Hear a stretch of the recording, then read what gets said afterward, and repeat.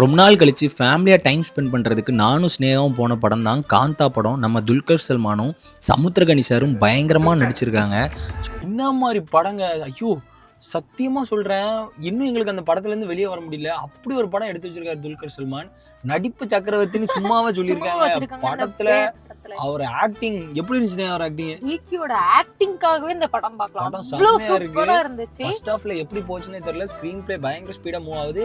And second ஹாஃப்ல அடுத்து என்ன நடக்க போகுது நம்மள எட்ஜ் ஆஃப் தி சீட்ல உட்கார வச்சிட்டாங்க. கிளைமாக்ஸ்ல பயங்கர, ஐயோ அந்த கிளைமாக்ஸ்ல இருந்து எதிர்பார்க்கவே இல்ல, அவ்ளோ பயங்கரமா இன்னும் வெளிய வரவே முடியல எங்களுக்கு. அந்த அளவுக்கு ஒரு கிளைமாக்ஸ். அண்ட் இந்த படத்துல முக்கியமா எல்லா விஷயத்தையுமே பொறுமையா ஹேண்டில் பண்ணணும். ஒரு ஒரு ஒரு கருத்து இருக்கு, எல்லாமே இருக்கு. அண்ட் ஹீரோயின் அவங்க ரோல சூப்பரா பண்ணிருக்காங்க. நம்ம சமுத்திரகனி சார் ஐயோ போட்டி போட்டு நடிச்சிருக்காங்க.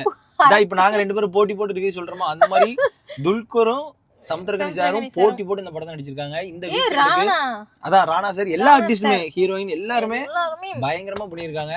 எந்த ஒரு முகசொலிக்கிற சீனும் கிடையாது. இந்த வீக்கெண்ட் நம்ம ஃபேமிலியோட என்ஜாய் பண்றதுக்கு ஒரு சூப்பரான தியேட்டர் மெட்டீரியல் வந்து காந்தா. அண்ட் செல்வமணி சார் அவங்களோட டெபியூட் படம் மாதிரியே எல்லாம் பயங்கரமா பண்ணியிருக்காங்க. ஸோ இந்த மாஸ்டர் பீஸ் காந்தாவை மறக்காம நம்ம தியேட்டர்ஸ்ல போய் என்ஜாய் பண்ணுவோம்.